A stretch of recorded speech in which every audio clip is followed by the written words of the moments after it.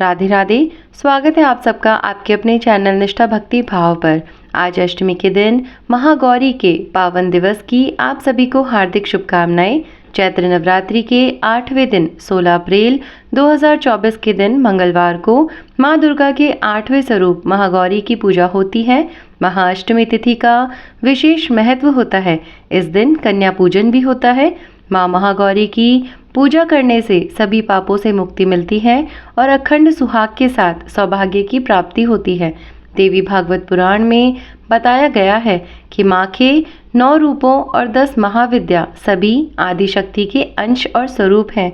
तो आइए जानते हैं कि माँ महागौरी का स्वरूप कैसा है, उन्हें भोग में क्या चढ़ाएं, साथ ही उनका महत्व जानेंगे और पढ़ेंगे व्रत की कथा। उससे पहले यदि आप हमारे चैनल पर नए हैं और ऐसे वीडियोस देखना पसंद करते हैं तो चैनल को सब्सक्राइब करिए।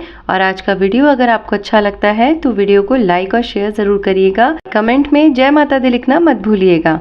तो चलिए आइए जानते हैं अष्टमी तिथि के व्रत के बारे में। माता के कुछ भक्त जो पूरे 9 दिन व्रत नहीं रख पाते हैं, वे प्रतिपदा और अष्टमी तिथि को व्रत रखते हैं। देवी भगवत पुराण में बताया गया है कि 8वें दिन की पूजा माँ दुर्गा के मूल भाव को दर्शाता है और महादेव के साथ उनकी अर्धांगिनी के रूप में महागौरी ही सदैव विराजमान रहती है। इसलिए माता का एक नाम शिवा भी है। माँ का स्वरूप बहुत ही उज्जवल, कोमल, श्वेत वर्ण और श्वेत वस्त्रधारी है। अपने भक्तों के लिए यह अन्नपूर्णा स्वरूप है।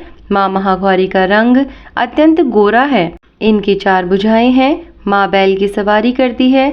माँ का यह स्वरूप बेहद ही शांत है। देवी महागौरी को गायन संगीत प्रिय है। देवी एक हाथ में त्रिशूल और दूसरे हाथ में डमरू लिए हुए हैं। वही एक हाथ अभय और एक हाथ वर मुद्रा में है। माँ के हाथ में डमरू होने के कारण इनको शिवा भी कहा जाता है। इनकी पूजा करने मात्र से सभी व्यक्ति के सभी तरह के पाप नष्ट हो जाते हैं। तो आइए जानते हैं कि माँ महागौरी की पूजा किस प्रकार से की जाएगी। तो अष्टमी के दिन सुबह आपको जल्दी उठकर स्नान के बाद में स्वच्छ कपड़े पहन लेने हैं और माँ का ध्यान करना है। फिर माँ की प्रतिमा को गंगा जल या शुद्ध जल से आपको स्नान कराना है। सबसे पहले कलश की पूजा करने के साथ ही माँ दुर्गा की पूजा करनी है। माँ को सफ़ेद रंग के वस्त्र अर्पित करें। धार्मिक मान्यताओं के अनुसार माँ को सफ़ेद रंग बेहद प्रिय है। सफ़ेद फूल चढ़ाएं और रोली कुमकुम लगाएं। इसके बाद माँ को मिष्ठान, पंचमेवा, नारियल, फल चढ़ाएं। माँ गौरी को काले चने का भोग अवश्य लगाएं। इस दिन कन्या पूजन भी किया जाता है। अष्टमी के दिन कन्या पूजन का भी विशेष महत्व होता है। कुछ लोग अष्टमी को तो कुछ लोग नवमी को कन्या पूजन करते हैं। इसके बाद घी का दीपक और धूप जलाकर विधिवत दुर्गा चालीसा, महागौरी मंत्र, स्तुति आदि का पाठ करने के बाद में अंत में आपको आरती करनी है और उसके बाद में आपको क्षमा याचना भी करनी है कि यदि पूजा पाठ में या किसी भी विधि में आपसे कोई भूल चूक हो गई हो तो उसके लिए माँ आपको क्षमा करे। और अंत में आपने जो भी भोजन का माँ को भोग लगाया है उसे प्रसाद स्वरूप में सभी में बांट दीजिए। अब बात करते हैं दुर्गा अष्टमी के महत्व के बारे में। तो यह धन, वैभव और सुख शांति की अधिष्ठात्री देवी हैं। संसारिक रूप में इनका स्वरूप बहुत ही उज्जवल, कोमल, श्वेत वर्ण और श्वेत वस्त्रधारी है। दुर्गाष्टमी के दिन माँ दुर्गा के महागौरी स्वरूप की पूजा की जाती है। इस दिन कन्या पूजन का विशेष महत्व होता है। कन्या पूजन के लिए जो 2 वर्ष से लेकर 10 वर्ष की कन्याएं हैं उनको भोजन कराया जाता है। ऐसा कहते हैं कि अष्टमी तिथि के दिन कन्या पूजन करने से माँ दुर्गा प्रसन्न होती है और भक्तों को आशीर्वाद देती है। कन्याओं को माँ दुर्गा का ही स्वरूप माना जाता है और उनको भोजन कराया जाता है। साथ ही साथ उनके पैर धोए जाते हैं। उनके पैर छूकर उनको कुछ वस्त्र और दक्षिणा आदि दिए जाते हैं।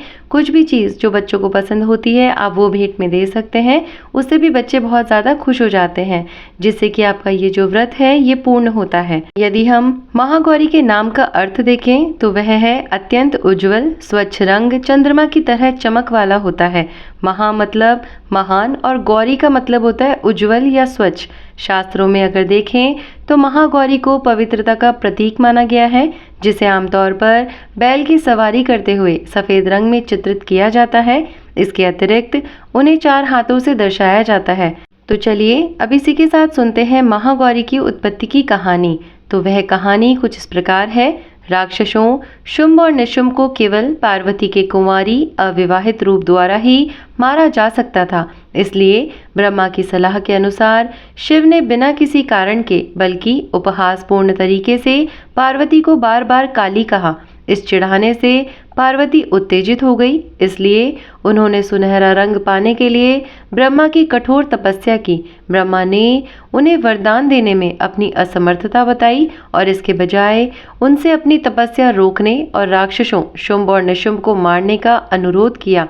पार्वती सहमत हो गई और हिमालय में गंगा नदी में स्नान करने चली गई। पार्वती ने गंगा नदी में प्रवेश किया और जैसे ही उन्होंने स्नान किया, उनकी काली त्वचा पूरी तरह से धुल गई और वह सफेद वस्त्र और परिधान पहने हुए एक सुंदर सुनहरी महिला के रूप में वापस आई। इसलिए उन्हें महागौरी उपनाम मिला। फिर वह उन देवताओं के सामने प्रकट हुई जो शुंभ और निशुंभ के विनाश के लिए हिमालय पर उनसे प्रार्थना कर रहे थे और चिंतित होकर उनसे पूछा कि वे किसकी पूजा कर रहे हैं। फिर उसने विचार किया और अपने प्रश्न का उत्तर दिया और निष्कर्ष निकाला कि शुंभ और निशुंभ राक्षसों से पराजित होने के बाद देवता उनसे ही प्रार्थना कर रहे थे। तब देवताओं की दया से पार्वती काली पड़ गई और कालिका कहलाई। फिर वह चंडी चंद्रघंटा में बदल गई और राक्षस धूम्रलोचन का वध कर दिया। चंडी की तीसरी आंख से प्रकट हुई देवी चामुंडा ने चंड और मुंड का वध किया था। फिर चंडी ने रक्त बीज को मार डाला जबकि चामुंडा ने उनका खून पिया था। पार्वती फिर से कौशिकी में बदल गई और शुंभ और निशुंभ का वध कर दिया। इसके बाद वह वापस महागौरी में बदल गई। इसलिए पार्वती ने शुंभ और निशुंभ का वध किया और उन्हें शिव पुराण और देवी महात्म्य मार्कंडेय पुराण का हिस्से में क्रमशः मां सरस्वती या अंबिके की उपाधि दी गई है। एक बैल की पीठ पर सवार होकर वह कैलाश की ओर घर वापस चली गई, जहां महादेव उनकी प्रतीक्षा कर रहे थे। दोनों एक बार फिर एक हो गए और अपने बेटे कार्तिकेय और गणेश के साथ खुशी से रहने लगे। माँ गौरी देवी शक्ति या मातृ देवी हैं जो कई रूपों में प्रकट होती है, जैसे कि दुर्गा, पार्वती, काली और अन्य। वह शुभ है, तेजस्वी है और बुरे कर्म करने वालों को दंडित करते हुए अच्छे लोगों की रक्षा करती है। माँ गौरी आध्यात्मिक साधन को ज्ञान प्रदान करती है और मृत्यु के भय को दूर करती है। तो आइए अब बात कर लेते हैं कि अष्टमी तिथि पर आपके शुभ मुहूर्त किस समय रहेगा।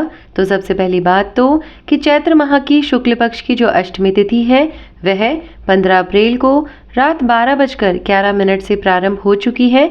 इसका समापन 16 अप्रैल आज के दिन रात को 1:23 पर होगा। उदया तिथि के अनुसार चैत्र नवरात्रि की अष्टमी तिथि का व्रत और पूजन 16 अप्रैल आज के दिन किया जाएगा। यदि हम आज के शुभ मुहूर्त के बारे में बात करें तो 2 शुभ मुहूर्त बन रहे हैं आज के दिन। चूंकि अष्टमी तिथि और नवमी तिथि कन्या पूजन के लिए उत्तम मानी जाती है, तो अष्टमी तिथि पर आज के दिन कन्या पूजन के लिए 2 शुभ मुहूर्त निकल रहे हैं।